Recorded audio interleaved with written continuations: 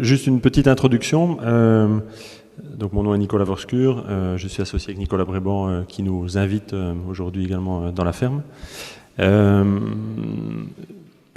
Je voulais partager aujourd'hui avec vous la présence de John Kemp. C'est quelqu'un avec qui nous collaborons depuis quelques mois à l'étranger sur des projets agricoles de fruits et légumes principalement. Dans la recherche que l'on fait ici en Belgique, dans notre profession, dans mon chemin, je vais dire, mon expérience professionnelle des 5-10 dernières années, j'essaye on essaye à plusieurs, parce que je ne suis pas seul, de réfléchir à comment changer les choses, comment faire avancer l'agriculture, comment trouver des solutions économiques, comment trouver des solutions qui répondent aux problèmes actuels et futurs de l'agriculture. On est passionné par ça. Toutes les équipes Régénactaire, l'équipe de Green Farm, puis les gens avec qui je travaille à l'étranger également. Et lors de cette recherche, on a évidemment construit un réseau de personnes qui nous intéressent, de personnes qui ont des solutions, qui sont des agriculteurs, des scientifiques, des personnes qui avancent, souvent à petite échelle, souvent des choses qui sont moins ouvertes ou connues du grand public. Et lors de cette recherche, de ces discussions, j'ai eu l'occasion de rencontrer John Kemp, grâce à Internet aussi, ça aide. Et il fait partie d'une des personnes que j'apprécie particulièrement dans ce réseau, parce que il a les pieds sur terre. Il a également un background, des idées qui sont basées sur des éléments très concrets, très scientifiques.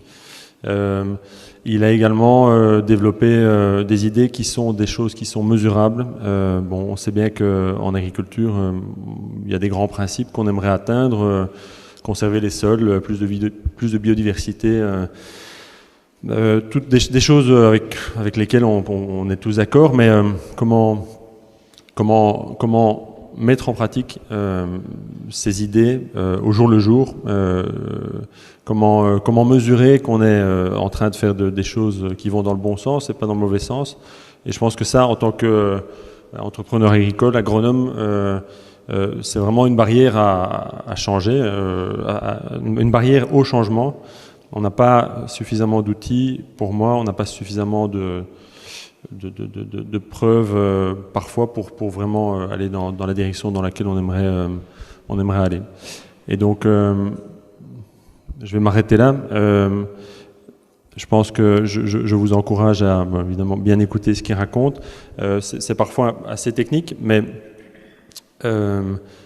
ce qui est intéressant et important de comprendre, c'est le message qu'il va vous transmettre, et surtout aussi le fait que c'est pas un message qui est lancé en l'air. Il va vous expliquer. Ils ont un succès croissant aux États-Unis. Il va vous dire, ils suivent plusieurs milliers d'agriculteurs. Et ils sont aujourd'hui en train de s'étendre hors frontières de manière internationale. Donc voilà. John, the floor is yours.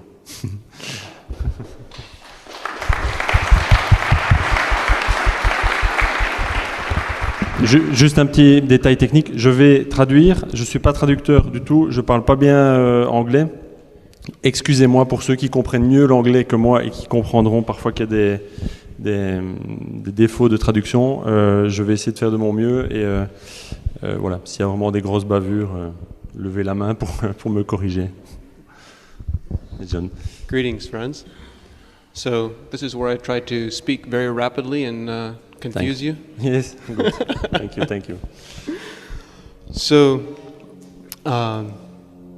first of all, thank you for coming today. It's an honor to be here And thank you to Nicholas for inviting me here to Europe. He's been a very gracious host for the last several days and visiting farms in the Netherlands and here in Belgium. Donc il vous remercie d'être là. Il explique que voilà, on a fait un tour des fermes en Belgique, en Hollande ces derniers jours. Et voilà, il vous remercie. So, I want to begin by talking about my personal story, personal background, and what has brought me here today from growing up on a small fruit and vegetable farm in Northeast Ohio in the US. Il aimerait commencer par expliquer son histoire et pourquoi est-ce qu'il est ici aujourd'hui. Et son histoire commence dans le nord-est de l'Ohio, dans une petite ferme. I grew up on a farm where we were growing fresh market fruits and vegetables, very mainstream, very conventional, using very intense pesticide applications. I went to school through the 8th grade. When I graduated from the 8th grade at the age of 14, I was given the responsibility for all of the pesticide and all the fertilizer applications in both the irrigation system and with foliar sprays on the entire farm. John a eu un parcours assez court à l'école. Je ne connais pas la traduction, je pense. You stopped school at 16 or 18? 14. So, donc il a jusque 14 ans. Et puis il a tout de suite commencé à travailler sur la ferme familiale, qui est une ferme conventionnelle, assez intensive en termes de pesticides à l'époque. Et il était focalisé justement sur les applications de pesticides en fertirrigation et pesticides de manière générale sur la ferme.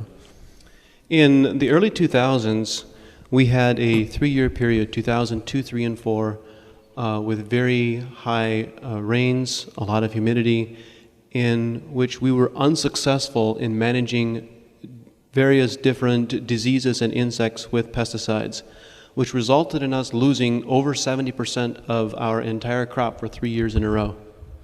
Donc au début des années 2000, ils ont eu 3 années excessivement difficiles, très humides, pendant lesquelles ils ont perdu presque complètement certaines cultures. In 2004, the third year of that 3-year period, we also began farming a field from a neighboring farm that bordered right up against one of our own fields.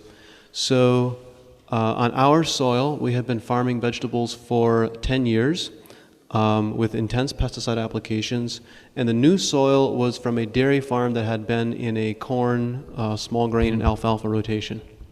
En 2004, ils ont commencé à cultiver une parcelle qui était composée d'une part d'un champ qui cultivait depuis des années de manière conventionnelle et d'autre part d'une parcelle qui n'avait jamais été cultivée et qui était dédiée à une production d'herbes pour un producteur laitier.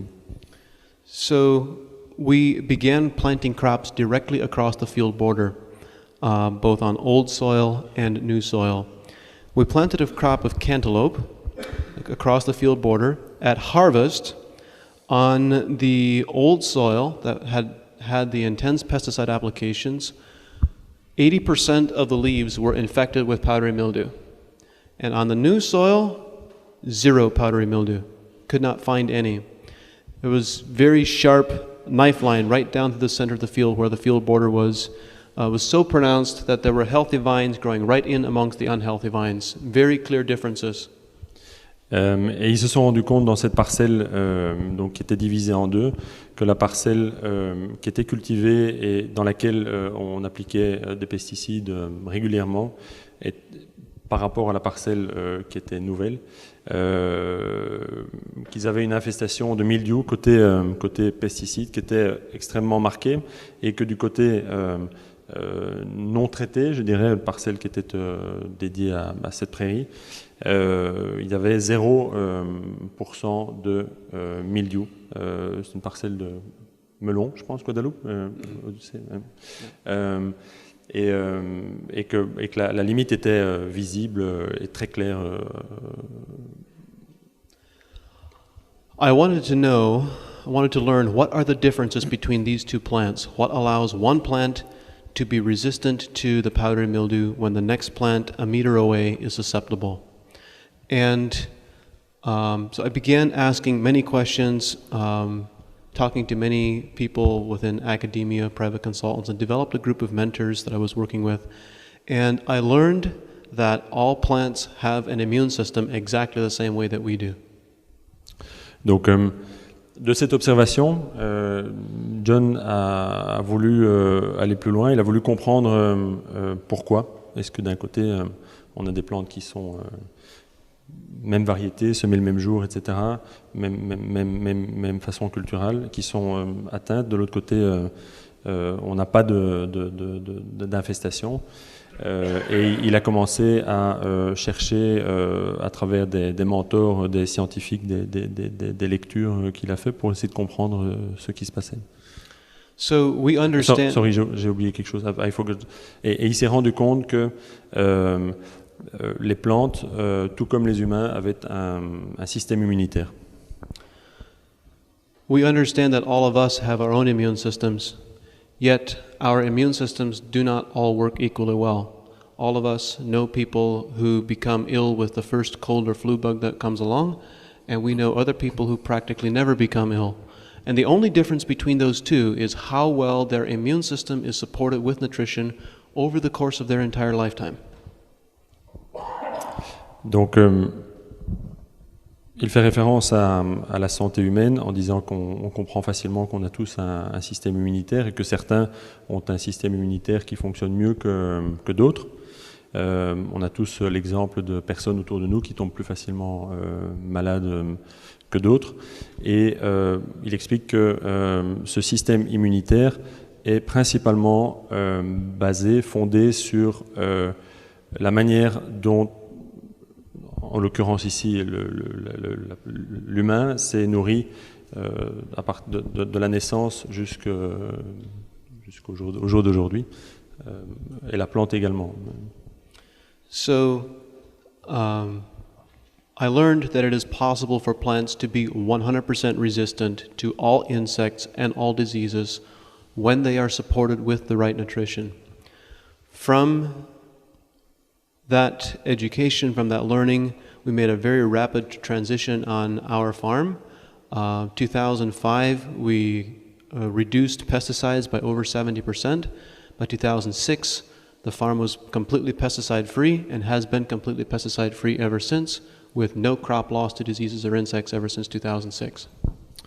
Donc en étudiant ce dont il vous parlait juste avant, il s'est rendu compte qu'on avait la possibilité de rendre des plantes complètement résistantes aux insectes et aux maladies à travers la nutrition. En 2000, j'ai oublié les dates, je crois que c'est 2005, ils ont appliqué ces observations, ce qu'ils avaient appris. Ils ont réduit de 70% la quantité de pesticides sur la ferme. Et quelques années plus tard, ils ont complètement, 2006, complètement arrêté l'usage de fongicides, insecticides sur la ferme, avec plus de symptômes de maladie et plus de problèmes de dégâts d'insectes. From that experience on the farm, the mentors that I was working with started referring other farmers to me to work with as well. And in 2006, I founded Advancing Eco-Agriculture as a consulting company. And several years ago, we also became a product manufacturing company. Today, we work with over 4,000 farms in the US and in North and South America. And we have become very well known for helping farmers grow crops that are completely resistant to disease and insect pests. Many fruit and vegetable growers, but also many broadacre crops, corn, beans, small grains, food grade crops as well. À la suite de ces travaux sur la ferme, ils ont fondé une société qui s'appelle Advancing Eco Agriculture, dont le but est de faire du conseil aux agriculteurs aux États-Unis. Ils ont aujourd'hui plus ou moins 4000, ils suivent plus ou moins 4000 agriculteurs, avec l'objectif de rendre les cultures complètement résistantes aux maladies et aux insectes. Ils ont également commencé à produire certains produits. Il vous expliquera pourquoi après. As we worked with many different farmers, different crops, different climates, we were able to develop systems for producing disease resistance, and we observed two things that I became very excited about. The first was that when we grew crops that had functional immune systems, they were resistant to disease and insects. Not only were they resistant to diseases and insects, but they also were able to transfer that immunity to the people who consume that food. And we were able to have a conversation about growing food as medicine for the very first time. Donc, lors de ce développement de cette société, ils ont découvert deux choses importantes. La première chose, c'est que lorsque l'on travaille sur l'immunité d'une plante pour la rendre résistante aux maladies, aux insectes, ils se sont rendus compte que la production de cette plante, fruits, grains, était également responsable, pouvait également être responsable d'une meilleure santé des personnes qui consomment ce produit. The second piece that I became really excited about is we observed that when we started growing really healthy plants, we were also able to quickly regenerate soil. So in biological agriculture, organic agriculture, many people describe that to grow a healthy crop, we need to have healthy soil.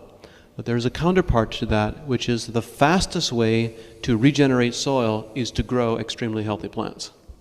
La deuxième chose, donc la première chose c'était ce transfert d'immunité de la plante vers le consommateur. La deuxième chose, c'est qu'ils se sont rendus compte que contrairement ou en parallèle à ce que l'on sait, c'est-à-dire que pour produire une plante en bonne santé, il faut un sol en bonne santé. Ils se sont rendus compte que pour rendre un sol en bonne santé, la plante produire une plante en bonne santé était capable de rendre le sol en meilleure santé. So, in the next hour, I would like to just give you a very high-level overview of how we produce these results in the field, what we do to get these results, and the way we think about managing diseases in insects and improving fruit quality. And then I'd like to leave plenty of time for questions and answers. There's a lot of science behind the work that we do, way too much for us to get into in the brief time that we have. So I'm just going to give an overview, and then whatever questions you have, I'm happy to discuss.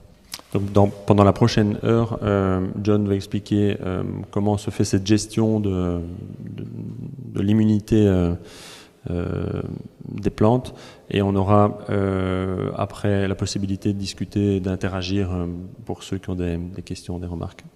Good. Next slide. So, the important, when thinking about disease management, insect management, the way we approach understanding these diseases is by thinking about the nutrient requirements. Every disease organism and every insect organism has very specific nutritional requirements, specific amino acids, specific carbohydrates that they require as a food source. Donc la manière d'approcher l'immunité d'une plante est de comprendre comment les ravageurs se nourrissent. Chaque ravageur, que ce soit un champignon ou un insecte, a besoin de se nourrir, et c'est la première étape dans la réflexion de comment rendre une plante résistante. The amino acids and the carbohydrates that are required as a food source by diseases and by insects only exist in plants that are not fully photosynthesizing and do not have perfect protein synthesis. When they are given perfect nutrition and properly balanced nutrition, they do not have the amino acids and the carbohydrates that disease and insect organisms require as a food source. Donc les maladies, les insectes se nourrissent en général d'acides aminés et d'hydrates de carbone. Une plante qui est en bonne santé ne devrait pas contenir des concentrations importantes d'acides aminés et d'hydrates de carbone libres. So I'd like to talk about apple scab as an example. In the 1950s, there was research done which they determined that apple scab is completely dependent on one amino acid, the amino acid arginine. For many years, the treatment products that were developed for scab control were arginine inhibitors. They prevented the plant from forming that specific amino acid. Et donc il aimerait prendre un exemple avec un fruit et une maladie, apple scab, c'est la tavelure, je pense. Vous confirmez? Ils se sont rendus compte que le développement de la tavelure était dépendant de la présence d'un acide aminé dans la plante, qu'est l'arginine. Et ils se sont également rendus compte que les produits qui étaient utilisés pour lutter contre la tavelure étaient tous des inhibiteurs d'arginine, pour essayer de ne pas trouver cet acide aminé libre dans la plante. We know that there are some varieties which are resistant to scab and some that are susceptible. When we looked at scab resistance, I asked the question, why are these plants not accumulating arginine? And they were simply rapidly metabolizing arginine and converting it to complete proteins.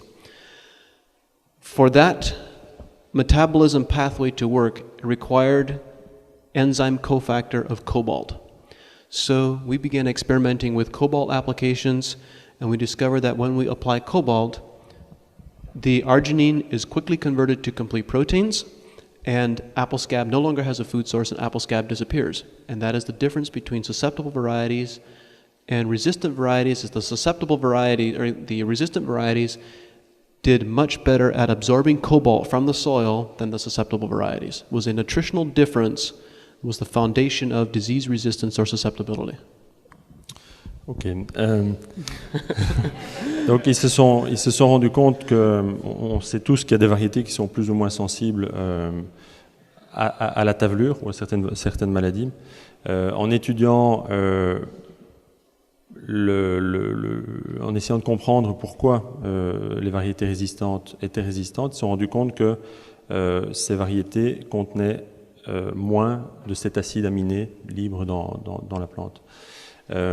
Et en continuant les recherches, ils se sont rendus compte qu'en fait, cet acide aminé qui ne devrait pas être libre dans la plante si on voulait la rendre résistante, qui devrait être transformée en protéines, ils se sont rendus compte que une des raisons, un des facteurs qui influence la transformation de l'acide aminé en protéines, c'est un des cofacteurs ou un des enzymes. Sorry, but I'm not that accurate. Donc, que cette transformation dépend principalement du cobalt et que le fait d'avoir du cobalt dans la plante permettait de transformer cette arginine en protéines et du coup de diminuer la quantité d'arginine libre dans la plante et du coup de stopper les attaques de tavelure. So this is an example of the way we think about managing diseases in insects. Every disease organism and every insect organism has specific requirements. And all of those requirements are based on plants that are not functioning well. And I want to describe how to get plants to be functioning well so that we do not have those problems. Donc la base, comme il l'a déjà dit, c'est de comprendre comment les insectes et maladies se nourrissent pour pouvoir couper cette source de nourriture. Et c'est la base de leur raisonnement à Advancing Eco-Agriculture. So, in our work with many different farmers, different climates, different crops, we have observed a gradual evolution of plant health where plants become resistant to different groups of insects, different groups of diseases at different stages of physiological functioning. Donc, ils se sont rendus compte qu'il y a plusieurs bases dans cette construction de résistance aux maladies. Et il va vous expliquer les différentes étapes pour arriver à cette résistance. The first stage of plant health is when plants begin photosynthesizing very efficiently. And they form both higher levels of sugars, but also in every 24-hour photo period, all the sugars that are produced from photosynthesis are completely converted to complex carbohydrates, and there are no simple sugars left in plant sap. So no glucose, fructose, sucrose, no soluble sugars are left in the plant sap at the end of every 24-hour photo period. La première étape de cette construction d'immunité, c'est la photosynthèse. Une plante qui fonctionne normalement sur un cycle de 24 heures produit des sucres simples, du glucose, et devrait théoriquement, après une journée, avoir synthétisé ces sucres en sucres plus complexes et du coup ne plus avoir de sucre libre en circulation dans la sève.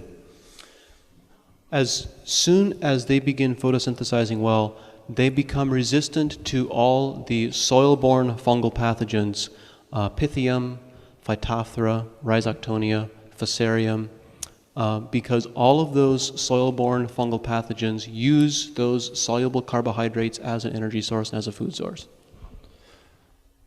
À partir du moment où la photosynthèse fonctionne bien, qu'on ne retrouve du coup plus de sucre libre dans la sève de la plante, on a une plante qui est résistante aux champignons du sol, tels que Phytophthora, Pythium, Rhizocton. Donc ça, c'est une première base de la construction de résistance d'une plante. The second stage is when plants have efficient protein synthesis, which means that in every 24-hour photo period, they convert all of the nitrogen that they absorb from nitrates, ammonium, urea, to amino acids and then to complete proteins. So there are no soluble amino acids, no soluble nitrogen compounds left in the plant sap at the end of every 24-hour photo period. La deuxième étape, c'est d'éviter la présence d'acides aminés libres dans la sève, c'est-à-dire que on parlait juste avant du carbone et des sucres. La deuxième étape, c'est l'étape qui concerne l'azote. Donc l'azote qui est absorbé par la plante est transformé en acides aminés, de nouveau en petites molécules, qui sont censées être transformées rapidement par la plante en protéines. À partir du moment où on arrive à réaliser cette transformation rapidement, on a beaucoup moins d'acides aminés, donc ces petites molécules libres dans la sève. Et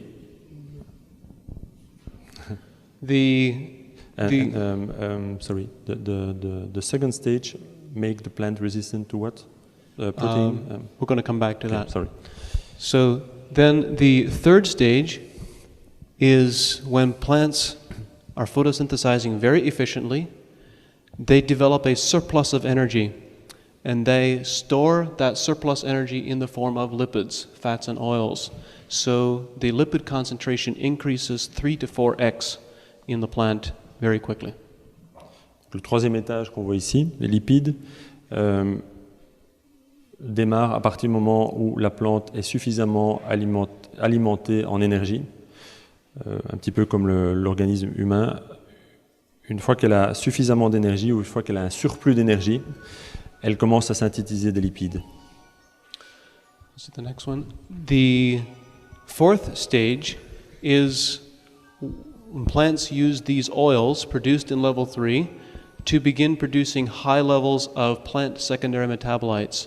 So these are compounds such as terpenes, sesquiterpenes, bioflavonoids, phenols, polyphenolic compounds, essential oils. All plants produce essential oils that are fungicidal, bactericidal, virucidal, and they have the capacity to kill on contact. Donc la quatrième étape, une fois que la plante a accédé à cette capacité de produire des lipides, la plante commence à produire ce qu'il appelle des huiles essentielles qui rendent également la plante résistante. Il va vous l'expliquer après à d'autres choses. On parle de what are the essential oil that you're talking about? Flavonoids, phenols, terpenes. Terpènes. Mm-hmm. So level 4 is the foundation of a plant's immune system. So these are immune compounds that plants produce as plant protectants to protect themselves from ultraviolet radiation, from insect attack, disease attack, from overgrazing. And they are also the compounds that transfer the immunity from plants to people, such as anthocyanins in blueberries, resveratrol, red wine, etc. Donc cette quatrième étape est une fondation du système immunitaire de la plante. J'ai oublié quelque chose. C'est également une des fondations du transfert d'immunité de la plante vers les personnes qui mangent ces plantes. Next, second one again. So when we get to level 2, where we have good protein synthesis, plants become resistant to all the insects with simple digestive systems. The insects with simple digestive systems would be larval insects such as corn earworm, European corn borer, cabbage looper, tomato hornworm. These insects, also aphids, whiteflies, leafhoppers, these insects lack the digestive enzymes needed to break down complete proteins. So they are dependent on peptides, amino acids, and soluble nitrogen in the plant sap as a source of protein. This is the second stage? Second stage. We already talked about the first stage. Donc le première étape, on en a parlé, à partir du moment où on optimise la photosynthèse, on élimine les hydrates de carbone, on rend la plante résistante aux pathogènes du sol. La deuxième étape, une fois qu'on accède à une production protéine efficiente et donc plus d'acides aminés libres dans la plante, on rend la plante résistante aux insectes suceurs et mâcheurs. Oui, je pense que c'est le message principal. Même. At the third stage, next, when plants begin forming high levels of lipids, we can see this in the field when they have a glossy, waxy sheen on the leaf surface. And at this stage, they become resistant to all of the airborne pathogens, downy mildew, powdery mildew, bacterial speck, bacterial spot. These pathogens land on the leaf surface and many of them release a pectolytic enzyme to digest and break down pectin in the cell membrane. When we have a layer of wax and oil, it protects the cell membrane and the enzyme never has access to the cell wall and prevents an infection. Donc la troisième étape, production de lipides, rend la plante cireuse. Donc la plante augmente sa capacité à résister aux pathogènes provenant de l'air, tels que différents champignons qui ont pour stratégie d'attaque de perforer la cutule, cette couche, et en rendant la surface de la plante plus épaisse avec cette couche de lipides, on rend la plante résistante à ces pathogènes aériens. Juste pour revenir en arrière, au point 2, on parlait notamment, il a cité différents insectes que je ne connais pas bien la traduction, mais on parlait notamment des pucerons dans l'étape numéro 2. At the fourth level, plants become resistant to all the insects with very sophisticated digestive systems. So all the beetle family, Colorado potato beetle, cucumber beetle, corn rootworm beetle, Japanese beetle. And at this stage, these plants become very resilient to temperature extremes, climate extremes, and they're very resistant to almost all disease and all insects. Quand on accède au 4e niveau, on rend la plante résistante. Qui peut me dire ce que c'est Bill? Scarabée? Beetle? Beetle, ok. Ouais. On rend la plante résistante à des insectes qui sont plus sophistiqués. On rend également la plante résistante à des aléas climatiques extrêmes. Good. So there's a tremendous amount of science and information behind this chart. I could talk about it for 4 hours, but that's the overview. Donc il explique qu'il y a beaucoup de recherches et de sciences derrière ce qu'il est en train d'expliquer et qui pourra en parler pendant 4 heures, je témoigne. Thanks. So the foundation in all the work that we do with farmers, we have become known for helping them produce a very big response with not any more input than what they're already putting in.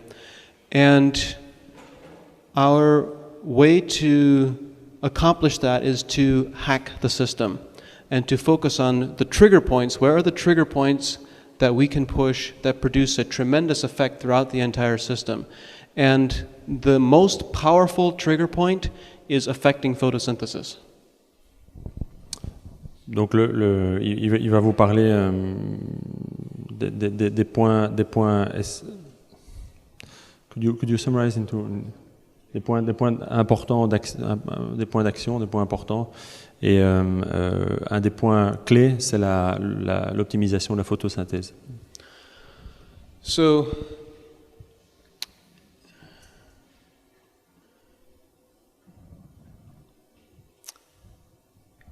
every 24 hours, most crops today only photosynthesize about 15 to 20% of their inherent genetic potential every 24 hours. So, by working with nutrition, we can increase that from 20% up to 60% and 80%, and plants begin producing much more sugars and have a lot more energy and grow much more quickly. Donc il explique qu'une plante cultivée de manière, on va dire, conventionnelle, aujourd'hui a une capacité de photosynthèse qui correspond plus ou moins à 20% de sa capacité réelle. Et donc la première clé de cette réflexion, c'est d'augmenter cette capacité de photosynthèse de 20% à 60%. 60%? 60%, 80%. So the one thing that we focus on more than anything else is increasing photosynthesis with nutrition management, and that is our shortcut to success. Donc la première clé, c'est de comment optimiser cette photosynthèse. C'est la première étape facile à accéder, c'est l'essence de la démarche. Next. An example of a farm that we have worked with, this is alfalfa. On a farmer that we had been working with for several years purchased a new farm and split the field, an alfalfa field, into 3 sections, did a soil analysis and a broadcast soil amendments of limestone, rock phosphate, gypsum, compost across the entire field. Everything got the same soil amendment treatment. Then he split the field into 3 sections, and one section got no foliar applications. Second section got 1 foliar application of nutrients after the first cutting. The third section got 2 foliar applications, 1 after the first and 1 after the second cutting. And the foliars were specifically designed to increase the plant's photosynthesis. Donc il va nous expliquer un essai qu'ils ont fait dans la luzerne, dans lequel ils ont divisé une parcelle en 3. Une parcelle dans laquelle il n'y avait pas d'application, une parcelle dans laquelle ils faisaient une application foliaire, donc d'engrais foliaire, et une autre parcelle dans laquelle il y avait 2 applications foliaires qui se succèdent entre la première et la deuxième coupe, je pense. Next. So these are images. Left is untreated, no foliar. Center is a single foliar. Right is 2 foliars. Donc on a le résultat visuel, pas d'application à droite, une application foliaire au milieu, 2 applications foliaires à droite, pardon. Donc à gauche, pas d'application, à droite, 2 applications. So just the third cutting, one cutting, the difference in yield was 3/4 ton per acre, 1 ton per acre, 1.5 tons per acre for just the one cutting with those foliars. Donc entre le rendement entre les différents essais ici, on parle d'un 3/4 de tonne pour la première. How much for the second? 1 tonne, 1 tonne pour la luzerne qui est au milieu, and 1.5, donc 1 tonne et demie à droite. So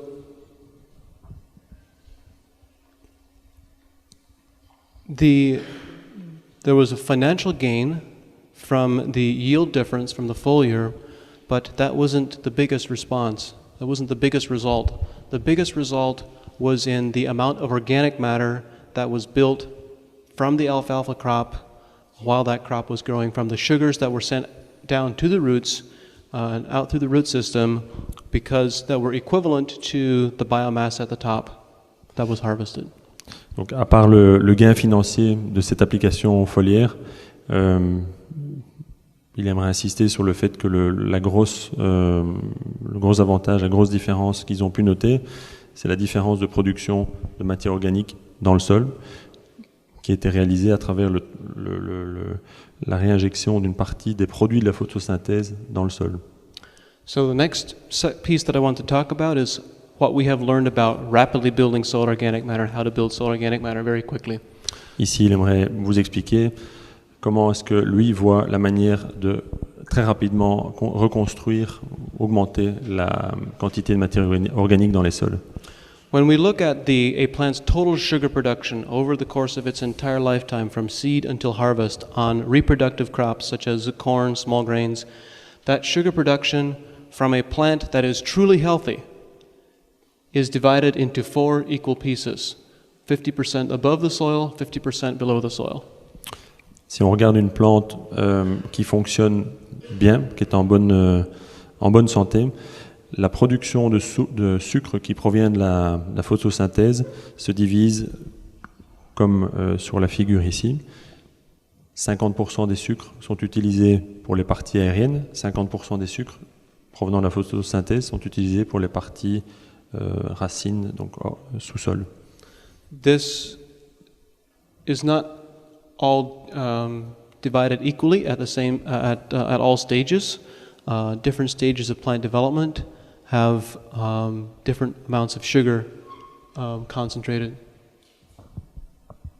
Donc cette répartition entre les sucres dans les parties aériennes, dans les parties souterraines, n'est pas toujours identique et ça dépend du moment où la plante, ça dépend du cycle de la plante. Il va vous détailler ça. Yep. Here, seedling majority is going to biomass. Par exemple, ici, lors de la germination, la majorité des sucres partent dans la biomasse aérienne. Next. Building plant frame, equally split between root system and biomass and root exudates.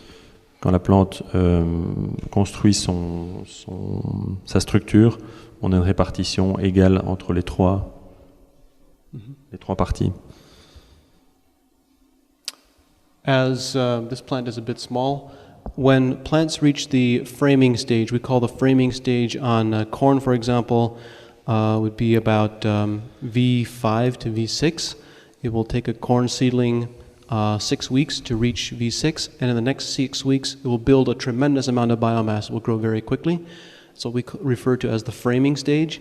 And the framing stage, a great deal of sugar, majority of the sugar production is actually sent out through the roots as root exudates rather than going to plant frame. From V6 to V? To VT, tassel. V? How much? tassel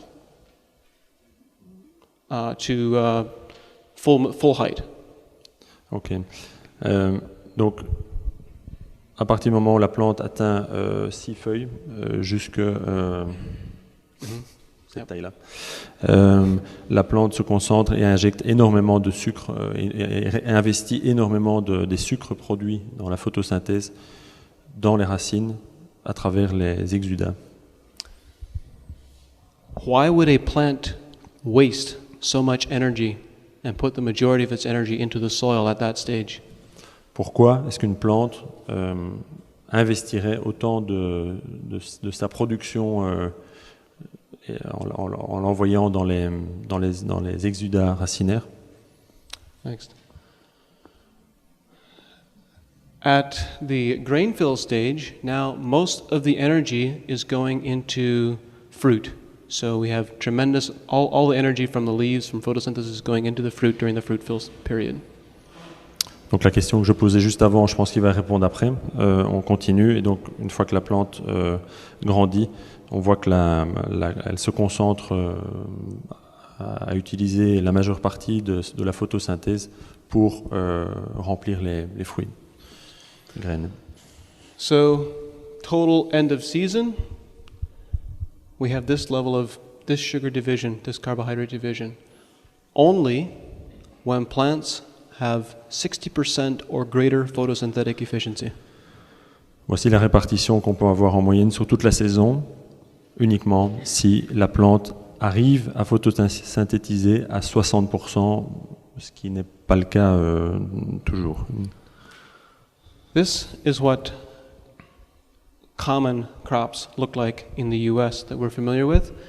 When we only have 15-20% photosynthetic efficiency, there's much less volume of sugar produced, and the ratios are completely different. It's divided very differently, where most is in plant biomass and in fruit, and very little is below the soil surface.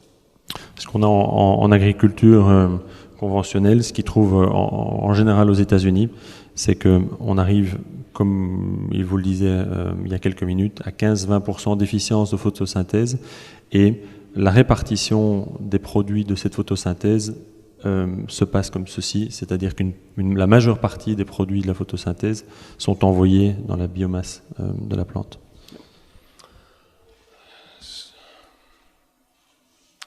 So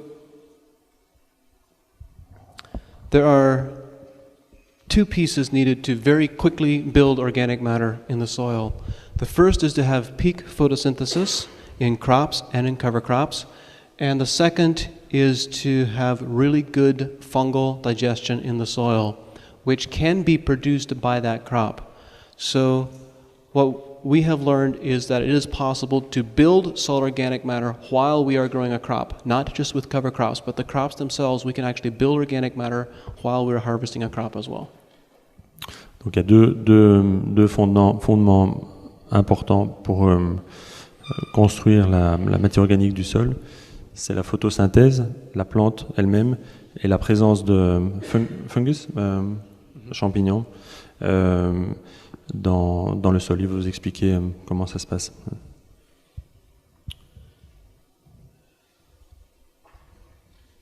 I already spoke about speak peak. Let's go next. Next. So we have observed, there are three environments, three ecosystems which build soil organic matter and sequester carbon faster than all others. First is a young, early growth stage coniferous forest. Second is perennial polyculture grasses with intensively managed grazing. And third is corn production. Could you repeat? I'm lost. There are three ecosystems which sequester carbon more rapidly than all others. The first is a young growth evergreen, conifer, pine, spruce, forest. The second is intensively managed rotational grazing with perennial polyculture. And the third is with corn production. Donc il y a trois grands systèmes qui permettent de construire de la matière organique. séquestrer du carbone. Le premier est la forêt de conifères. Le deuxième, la prairie, qui est gérée de manière en rotation intelligente, on va dire. Le troisième système est la production de maïs. So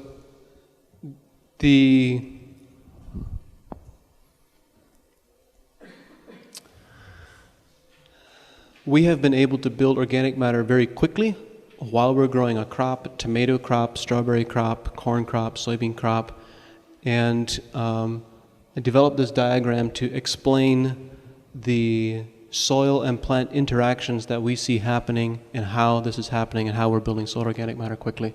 Donc ils ont été capables de construire la matière organique très rapidement dans certains sols. Et il va vous expliquer à travers le diagramme ici comment ça fonctionne. The first step is to have very strong photosynthesis where the plants begin transmitting a lot of sugars out through the root system to feed soil microbes. Première étape dont on a déjà parlé, avoir une photosynthèse maximale et avoir un maximum de ces produits de la photosynthèse qui sont réinjectés dans le sol. Sugars through the root system stimulate bacterial digestion. When bacteria digest these sugars are carbon, hydrogen, oxygen, no calcium, no magnesium, no minerals in sugar. Bacteria extract minerals from the soil mineral matrix and incorporate them into their own cells. Les sucres qui sont réinjectés dans le sol participent au développement des bactéries qui sont dans le sol. Les bactéries utilisent ces sucres pour se développer comme énergie et les bactéries vont aller chercher les éléments minéraux dans le sol autres que les sucres. Elles vont aller les chercher dans le sol pour croître et se développer. When this bacterial population cycles, the minerals contained within their cells are released back into the soil environment in the rhizosphere, chelated and bonded with organic acids and amino acids in a very bioavailable form. Une fois que les bactéries, comme on peut le comprendre, naissent, se développent et meurent, les constituants de ces bactéries, qui sont donc une partie de sucre, une partie d'éléments minéraux que ces bactéries ont pu capter dans le sol, donc les bactéries se dégradent et en se dégradant se transforment en chélates et en autres éléments qui sont à ce moment-là disponibles pour les plantes. Je pense que juste une parenthèse, pour moi on est dans le centre du sujet. En tout cas quelque chose que moi j'ai réappris et que je comprends mieux, c'est que la plante produit du sucre à travers sa photosynthèse. Elle réinjecte dans le sol du sucre qui va nourrir la communauté bactérienne. Elle ne va pas le faire gratuitement, elle va le faire parce qu'elle sait que les bactéries, elles, vont aller chercher des éléments qui sont essentiels pour la plante et dont la plante ne sait pas avoir accès. Elle utilise donc ces sucres pour que les bactéries aillent chercher ces éléments. Et une fois que les bactéries meurent, se dégradent, la plante est capable de se nourrir de ces bactéries et du coup d'avoir accès à ces éléments minéraux qui n'étaient pas avant. The next step is when plants begin absorbing these amino acids and organic acids, the microbial metabolites that are combined with minerals. At this point, they become very energy efficient because they no longer have to absorb and convert simple ions. So it's the equivalent of plants absorbing prefabricated compounds. Donc ces bactéries qui se dégradent dans le sol se dégradent, comme il l'expliquait, en chélates, en molécules qui sont déjà préfabriquées. Donc la plante, en temps normal, sans activité biologique dans le sol, va prélever des éléments simples À partir du moment où l'activité bactérienne fonctionne bien et que les bactéries se dégradent, les bactéries dégradées offrent à la plante des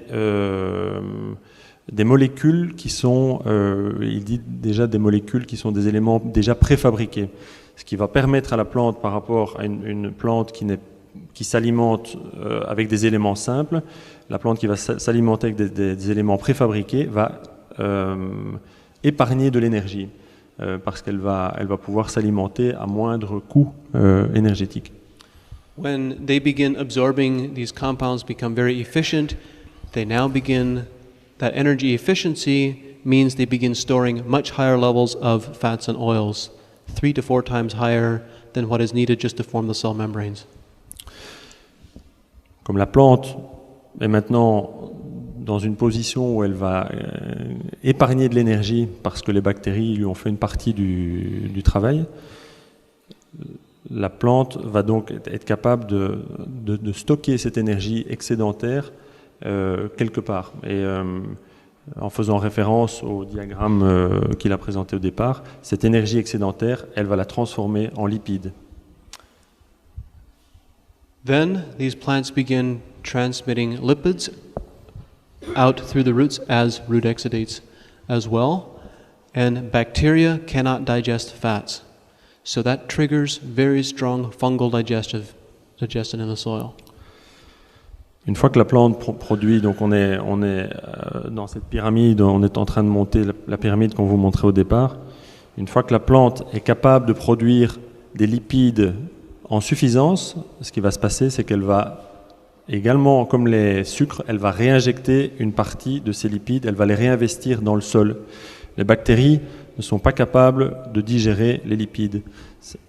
Les lipides qui vont être réinjectés dans le sol, c'est les lipides qui vont être digérés par les champignons. This fungal digestive process is referred to as humification. Fungal digestion of organic matter that contains lipids results in stable humic substances and stable organic matter. Et donc on est à la fin de la chaîne, car ces lipides qui sont digérés par les champignons vont se transformer en matière organique stable, en humus stable. So,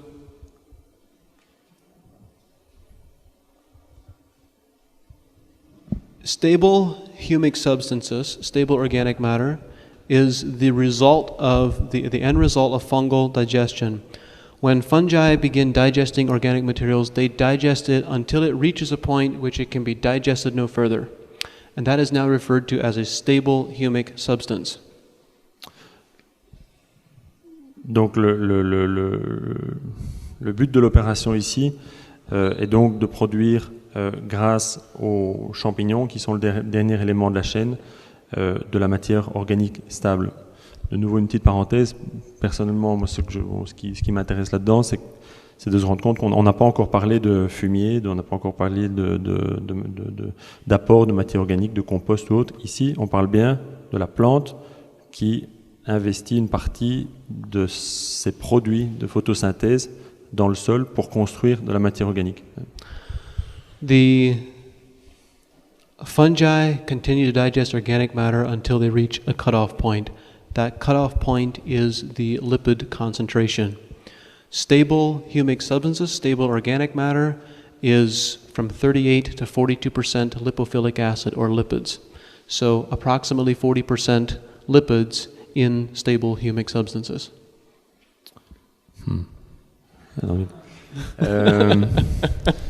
Donc les champignons, et corrigez-moi s'il y a quelqu'un qui a mieux compris, s'arrêtent de produire cette matière organique à partir d'un certain niveau, et ce niveau c'est the fungi stop.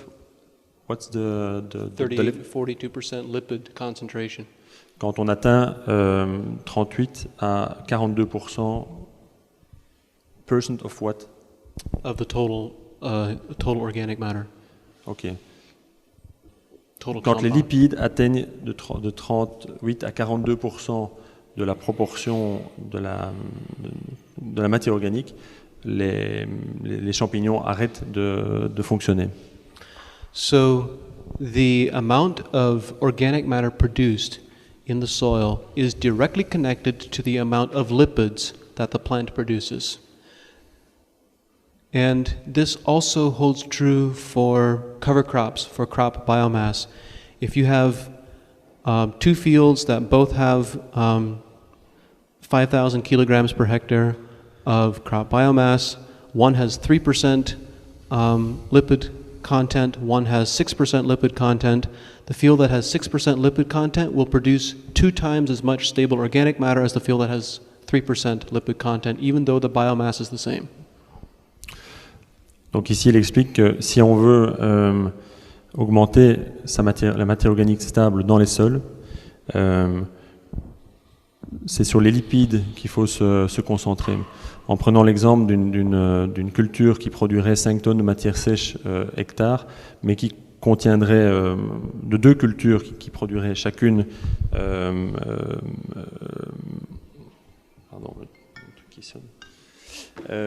qui produirait chacune d'elles 5 tonnes de matière sèche, la concentration en lipides de ces cultures va influencer très fort la quantité de matière organique stable qui sera produite, qui résultera de leur dégradation. Et donc quand on parle d'engrais verts, le message ici, c'est d'essayer d'optimiser dans nos engrais verts la quantité de lipides qui vont être présents, parce que c'est cette quantité de lipides-là qui va déterminer la production d'humus stable en définitif.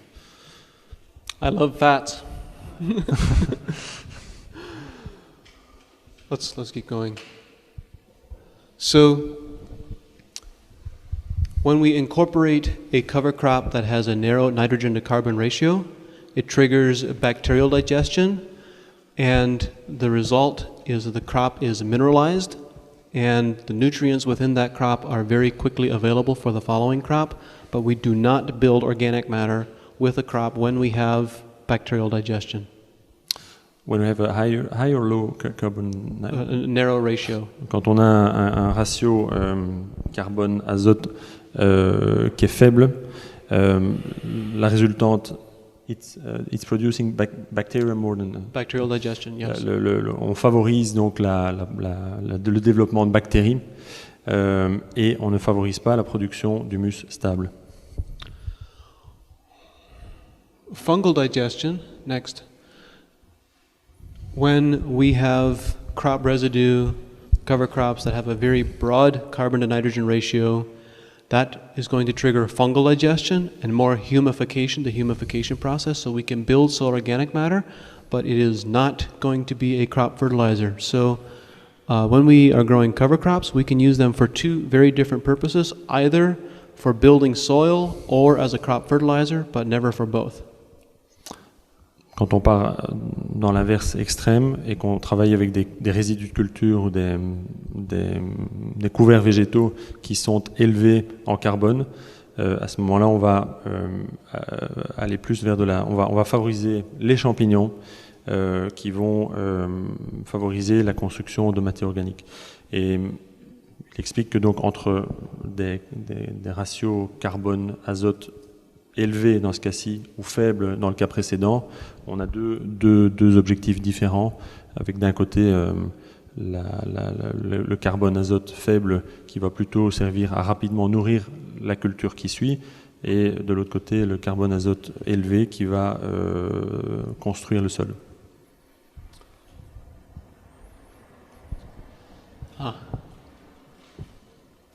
So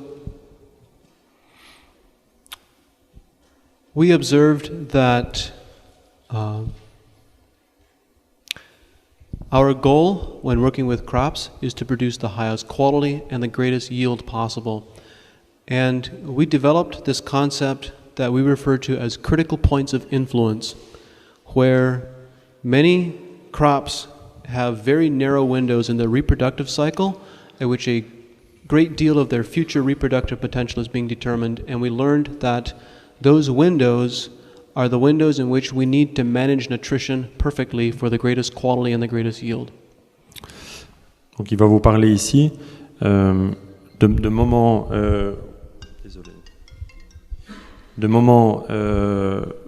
les points d'intérêt critiques, critical point of interest, donc les moments dans la vie d'une plante qui sont essentiels, en tout cas plus essentiels que d'autres, pour déterminer la qualité et la quantité donc le rendement et la qualité de la production. So an example of this is corn. Next. So when we talk about a genetic potential, we routinely harvest only a very small fraction of the inherent genetic potential of our seeds. Corn, supposed to have genetic potential of 1,100 bushels per acre when we talk with the geneticist. Huge yields. We harvest only 10-15% of that. Next. Donc, il explique que les cultures naissent avec un potentiel qui est très important et duquel on n'exploite qu'une petite partie. Je suis pas sûr que quelqu'un est capable de faire la conversion 1100 bushels par hectare boisseau. Fred, t'es sûr de... You're talking about biomass here? Or? No, yield. Grain yield. Donc, bon.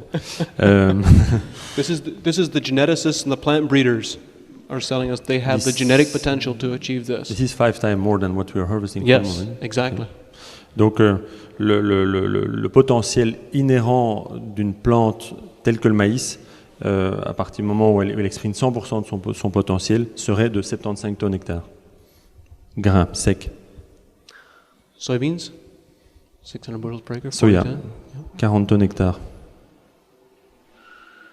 Blueberries, 56. Les myrtilles, 56 tonnes hectares.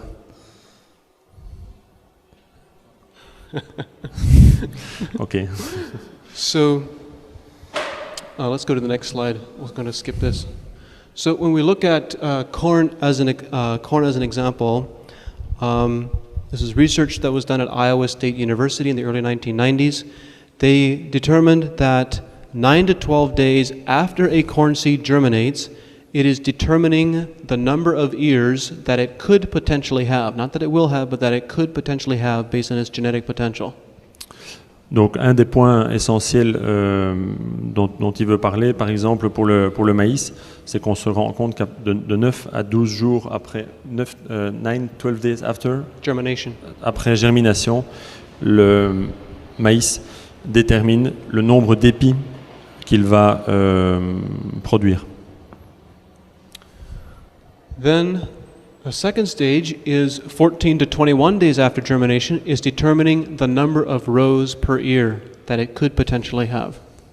14-21 jours, le maïs détermine le nombre de rows, de rangées qu'il pourrait potentiellement avoir. Then 43 to 49 days after germination, it is determining the number of kernels per row that it could potentially have.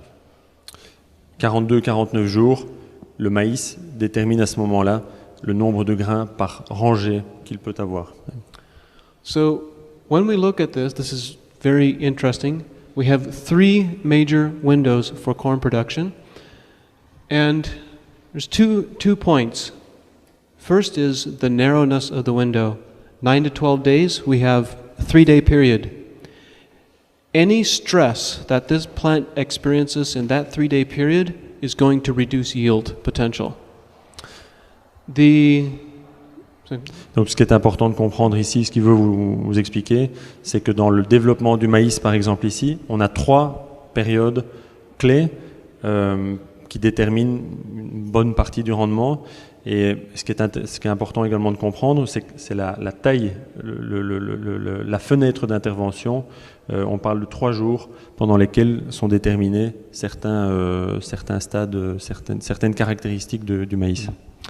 The second point is when we look at this, the greatest level of yield difference is determined earliest in the plant's life. We can have a much bigger influence on yield if we can impact the number of ears or the number of rows than if we simply impact the number of kernels. Et ce qui est également intéressant de remarquer, c'est que plus on est tôt ici, plus la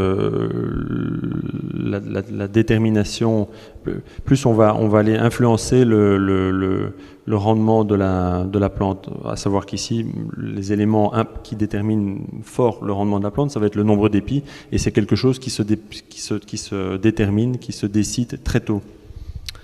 The reality is, nothing you have ever done on your farm has increased yields. La réalité, c'est que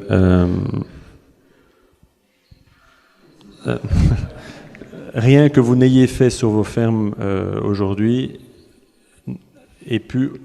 n'a pu augmenter votre rendement. For example, if corn has the genetic potential for 75 tons per hectare, that means the day that seed is planted, it has that genetic potential.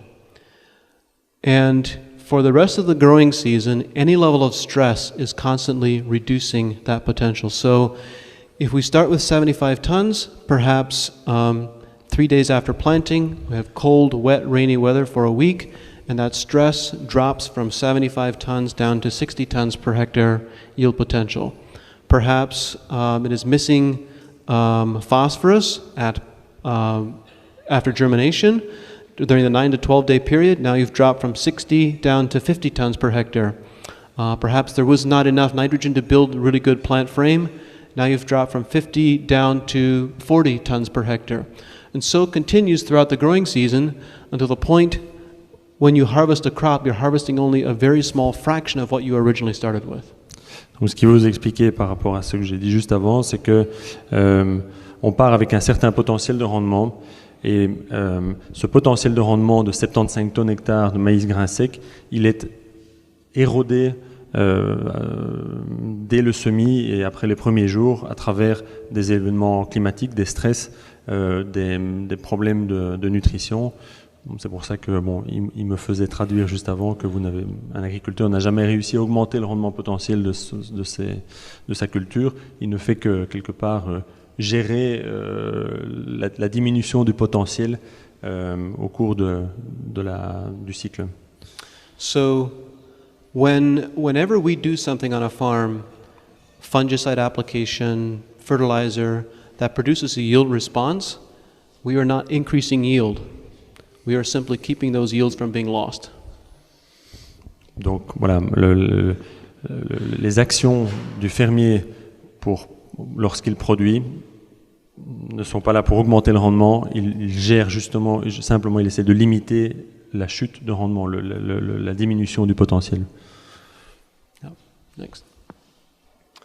So, if we want to reduce yield loss, we simply focus nutrition to remove plant stress at these critical points of influence. Just remove stress at critical points of influence to reduce yield loss. Donc une des clés pour limiter la réduction de ce rendement, c'est de supprimer les stress et principalement pendant les périodes critiques dont on a parlé juste avant. Next.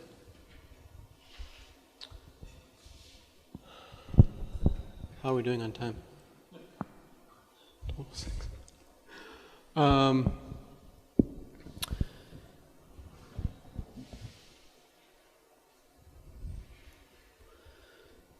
In working with farmers, we find that the biggest limiting factors to yield and to quality are the nutrients that are involved in the photosynthesis process.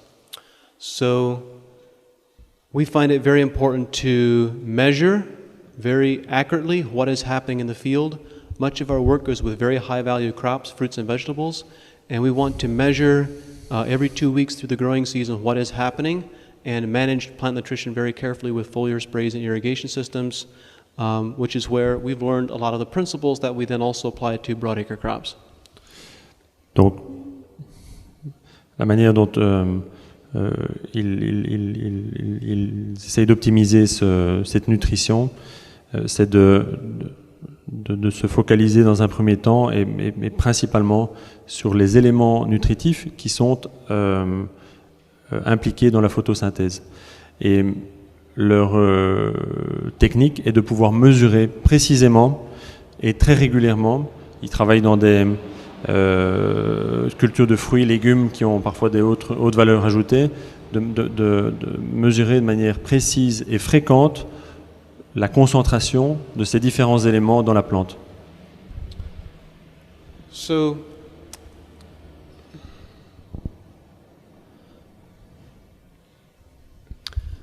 are you familiar with the Mulder chart diagram, nutrient interactions?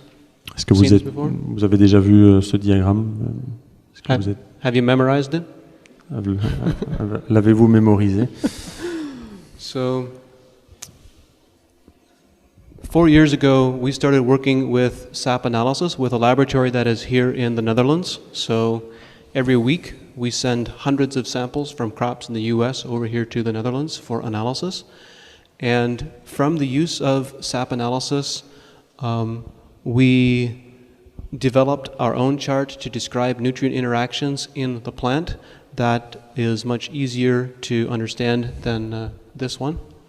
Donc, il y a 4 ans, ils ont commencé à travailler avec un laboratoire qui est en Hollande et qui fait des analyses, non pas foliaires, mais des analyses de sève. Et ils ont également développé avec ce laboratoire une manière d'interpréter correctement ces analyses de sève de manière plus simple que ce diagramme complexe. So this diagram, this chart, we've divided the nutrients into 4 groups: cation macronutrients, anion macronutrients, and micronutrients. Ils ont divisé donc le diagramme précédent en 4 groupes: les cations, les anions et les micro-éléments. Next. We have observed that within plants, the macronutrient cations all antagonize each other, and the macronutrient anions, next slide, all antagonize each other. Ils ont compris que les cations ont tendance à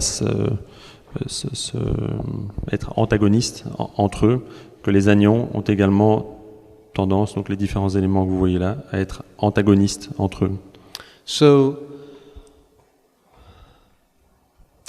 our experience, our observation, many consultants, many agronomists always talk about the deficiencies. We don't have enough calcium, so we need to add more calcium. We don't have enough magnesium, so we need to add more magnesium. Our experience, our observation has been that nutrient deficiencies, particularly of the macronutrients, are very seldom the problem. The problems are that excesses of one nutrient of what the farmer is applying is creating the deficiencies.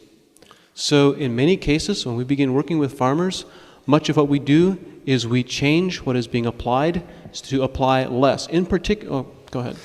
Donc, ils se sont rendus compte avec ces 2 groupes, cations, anions, que le réflexe des agronomes en général est, à partir du moment où on manque d'un élément, est de le rajouter, d'identifier la déficience et de rajouter cet élément manquant. Ce qu'il aimerait expliquer, c'est que souvent, dans ces 2 groupes-là, le fait d'avoir un élément déficient, c'est parce qu'on a un élément qui est excédentaire, comme ils sont antagonistes. Et donc, l'action réalisée en général, c'est d'analyser quel élément est excédentaire et de diminuer cet élément pour pouvoir rebalancer l'élément qui est déficient sans devoir ajouter rien, a priori. For example, many of the crops that we work with, we often see calcium deficiencies and calcium deficiency problems. And in some cases, farmers are applying a lot of calcium, but they're not getting a response. And the reason is because they have excess of potassium. They're putting on too much potassium. So when you look at potassium, calcium antagonize each other, we simply reduce the potassium applications, and all of a sudden, calcium goes up all by itself. Donc un exemple concret. Vous voyez que le calcium Ca et K et le potassium sont antagonistes l'un de l'autre. On observe souvent des carences en calcium dans les analyses foliaires et dans les cultures. Et souvent cette carence est liée à un excès de potassium. Le fait d'avoir un excès de potassium crée un déficit en calcium. Mainstream agronomy has focused on balancing plant nutrition with one emphasis, one goal: yield. Get the highest yields possible. We know exactly how many units of nitrogen and potassium it takes to grow a bushel of corn. However, we approached plant nutrition from a completely different frame, from a completely different perspective, and tried to balance nutrients for the highest quality and the highest immunity. Because of that, we look for different nutrient ratios and different profiles. And when the quality improves, when the immunity improves, you can't stop the yields from happening. Yields will go up even higher than where they are initially. Donc l'approche qu'il essaye de nous expliquer ici, c'est que en général, un agriculteur, un agronome, va essayer d'augmenter et de pousser les rendements à leur maximum. On connaît bien la quantité d'azote, potasse et autres qu'il faut appliquer par tonne de maïs produit. Et donc, notre réflexe aujourd'hui est d'essayer de pousser ce rendement, cette productivité à son maximum. La démarche que lui prône, c'est qu'ils se rendent compte, en fait, ils sont focalisés sur la qualité, sur essayer d'augmenter non pas la quantité, mais de se focaliser sur la qualité et d'essayer d'améliorer, d'optimiser l'immunité, le système immunitaire de la plante. Une fois qu'on se focalise là-dessus, en fait, ils se rendent compte que le rendement accompagne, l'augmentation du rendement accompagne cette qualité et ce système immunitaire, et qu'on ne sait plus arrêter le rendement de grandir, d'augmenter. Donc, ils se focalisent pas directement sur la quantité, ils se focalisent sur la qualité, le système immunitaire, et on se rend compte qu'en se focalisant là-dessus, on a également un rendement associé qui augmente. Désolé pour la longueur, mais on commence. So when we look at nutrition management in the field, the way that our farmers apply it, we are doing SAP analysis multiple times through the growing season to manage nutrition, and then we have found the most economical, most effective way to produce a large crop response is with foliar applications of nutrients, because for many of the trace minerals that are needed, when applied to soil tends to bind them very quickly, and they do not remain in the plant available form. Donc, ils ont également découvert que la manière d'optimiser le rendement, la qualité, le système immunitaire d'une plante, c'est de le faire à travers des pulvérisations foliaires. Parce qu'à partir du moment où on fait des applications au sol, on a une transformation des éléments, également un manque de disponibilité des éléments qui passent par le sol. When we use the SAP analysis to balance nutrients, many farmers, agronomists think that the first priority is to address the deficiencies.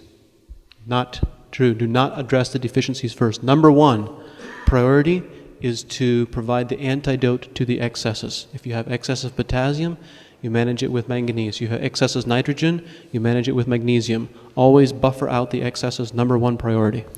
Donc, comme il le disait juste avant, on a tendance à se focaliser sur les déficiences et ça n'est pas la bonne manière de travailler. Il faut se focaliser sur les excès et donc étudier comment diminuer les excès dans la plante. Ça, c'est la première priorité en gérant les éléments comme il l'a expliqué juste avant. The second priority is to address the deficiencies. Whatever nutrients are deficient, we add a bit more of those nutrients. So, yeah. Deuxième priorité, c'est à ce moment-là de s'attaquer aux déficiences. Next. Just keep going. Next. Okay, so I'm just going to stop here. There's much more that I could talk about. The summary of our approach is that we work with soil biology, soil amendments, and foliar sprays to do everything we can to increase a plant's photosynthesis. Even the cover crops that we work with, that our farmers work with, many farmers are now putting on foliar sprays onto their cover crops because they find that when they have peak photosynthesis, that results in peak lipid production, which results in peak organic matter and peak quality. Donc, ce qu'il veut simplement résumer ici, c'est que, parce qu'il pourra encore en parler des heures, c'est qu'il se focalise sur l'augmentation de la photosynthèse. Il prend l'exemple de certains de ces agriculteurs qui font même des applications foliaires sur les engrais verts pour augmenter cette photosynthèse. Bon, mais je pense qu'on on va en rester là. Je vous invite à applaudir John. Merci.